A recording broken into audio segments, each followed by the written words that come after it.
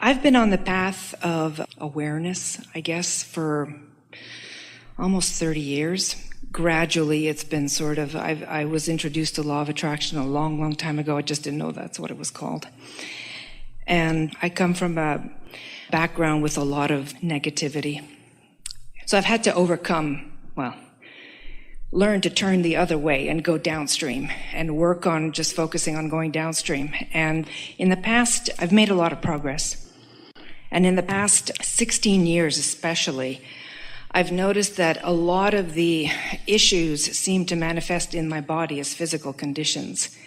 And it seems like as soon as I address one issue, another one pops up, another one. As soon as I address that, another one pops up. Well, that's because resistance will continue to show itself to you as long as it's active. We're going to interrupt briefly and then we'll listen to you. When you talk about the past and the things that you've overcome, in the moment of that conversation, you're not overcoming them, you're activating them again. It's such an interesting thing. You just can't remember how much better it is now than then without, even the word better has a little trip in it, because better than this. So there's an automatic activating of what you've overcome when you have the conversation that you just had with us. And it really is as simple as that. When you stop talking about your past, then your present, and more important, the true now, becomes dominant. It's the reason that we playfully nitpick about the difference between the word gratitude and appreciation, because when you're grateful for something, you're usually grateful about what you've overcome, and what you've overcome is then active in your vibration. So for the moment of that conversation, you're not overcoming it, you're bringing it back into your experience again. Now, we don't want to give you the feeling that it's really treacherous and tricky and that you have to be really careful about things, but it's treacherous and tricky and you have to be really careful about it. Because those thoughts of the past would stay in the past if you didn't keep bringing them forward.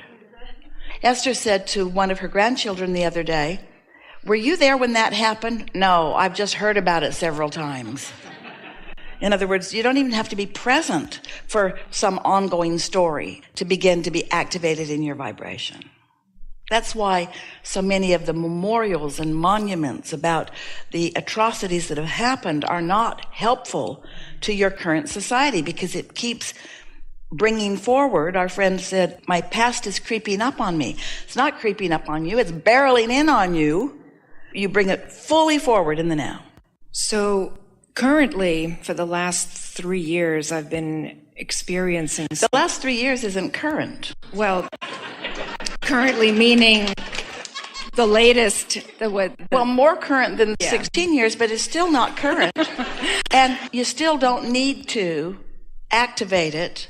You can't get to where you want to go as long as you are constantly assessing what's going on. We're not wanting to be hard on you, but that's what we were talking about earlier today. What's happening right now is what feels present tense is old residual. It's just the manifestation of the old vibrational residual. So isn't it logical that as you clean up the vibration, that then in time you'll move past all of that? Here's a good way to look at it. So imagine for a moment that when you open your mouth and breathe, that you emit a red inky mist into your atmosphere right in front of your face.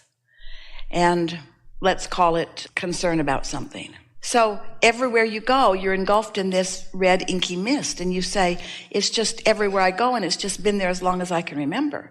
But in the moment that you stop renewing it and releasing it new, it will start to dissipate, and in a little while, you'll be out of the red inky mist. It won't creep up on you. It's not lurking back there waiting till you're not looking, and then it's going to come and consume you. It's real time, something that you are creating. And the thing that is hard to understand about this is that it feels like it is the past that you're just remembering, but you're making the past your present, and so it's still your point of attraction. So that's why your resistance just squirts out in another way and another way and another way. You get it resolved, you go to someone and you get some remedy. So now even though you have resistance, your belief is that you've solved this problem. But then something that you haven't even thought about, it shows up in that way, and then you get a remedy for that and it solves that problem. But then something that you're not even thinking about, it shows up in that way, because resistance will find its way into your immediate experience. It just does. So I've been following some of your advice because I find that if I focus on healing it, it just activates that more. Because you picked up the stick. Right. Healing on one end, what needs to be healed on the other. Right. So I focus on other things. I focus on things that I enjoy doing to distract myself from that. And I've even in the way you said distract makes it sound like I'm distracted from this thing that's screaming at me. Well, distract. Well, I feel the pain. It's hard. Well, we know that. Ignore it. We Yeah. know that for sure. Yeah. That it's not easy to not notice something where there's a manifestation that's getting your attention. But you know what you can do? Because we know that you've heard us here today. Yeah. You can make a distinction between the, in this moment, physical manifestation of pain and the, in this moment, which is the same moment, awareness of better feeling emotion. It's like this pain is the catching up of previous vibration and previous emotion. And now, rather than reacting to the pain and letting the pain control my current emotion, I'm going to accept the pain as past momentum, and I'm going to find a different emotion in the process. Here's another way of looking at this. You're going to hear this. This will help you. Today we were talking about where your inner being is in terms of vibration and where you might be in relationship to it, and how your inner being is always calling you into that clarity, into that vitality, into that resiliency, into that recovery isn't the best word, into that renewal, into that replenishment. Your inner being is there and calling you there.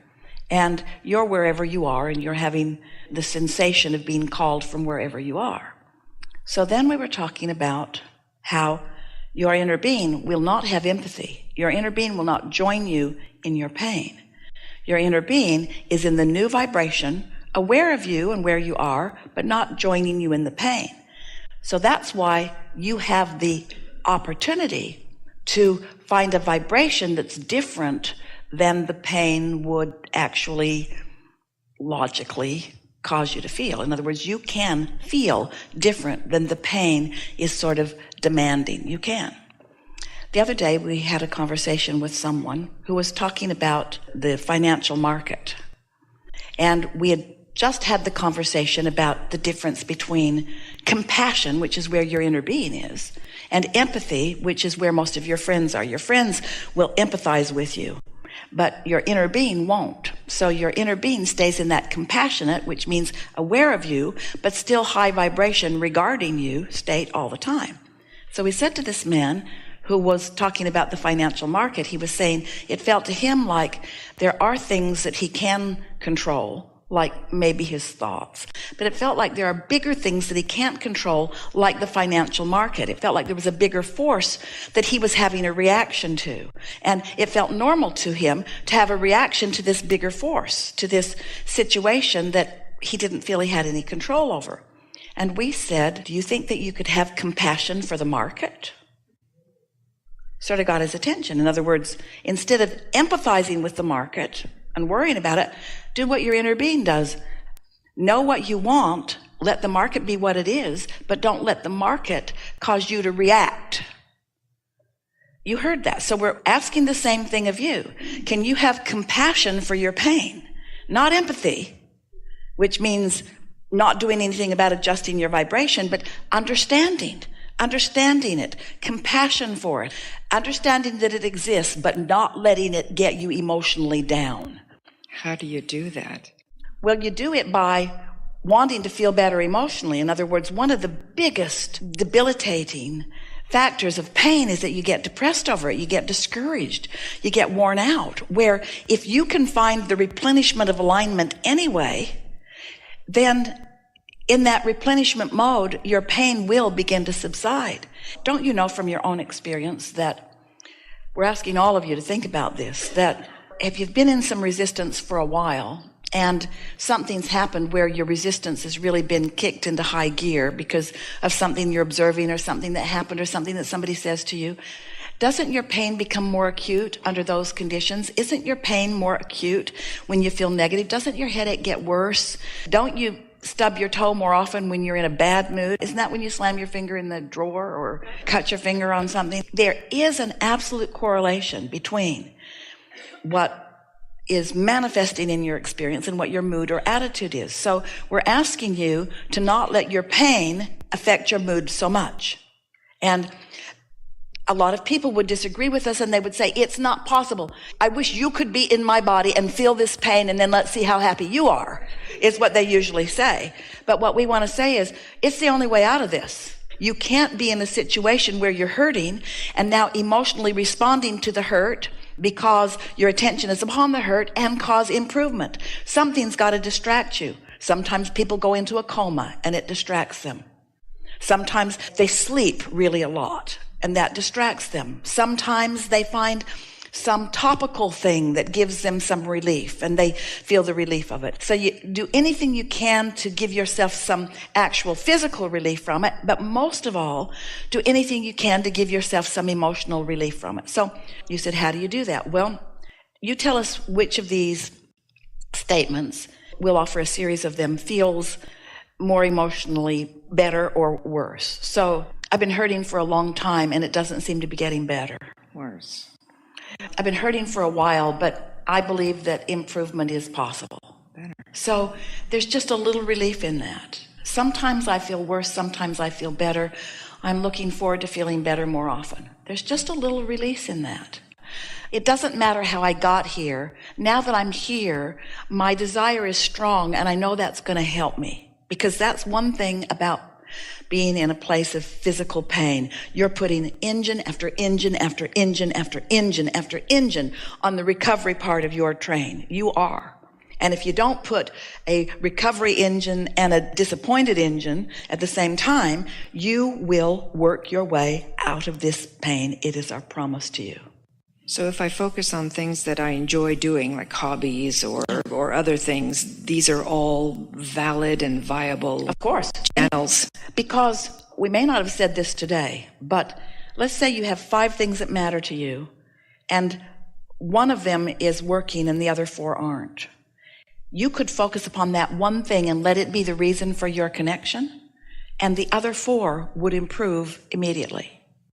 Or, conversely, you could have 4 things that are working well and 1 thing that isn't, and you could focus on the 1 thing that isn't, and the other 4 will start sort of devolving too.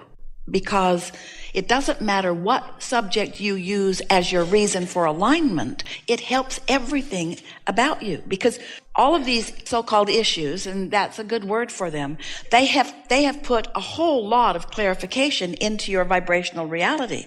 And the universe, especially your inner being, is helping you to find your way to those improvements.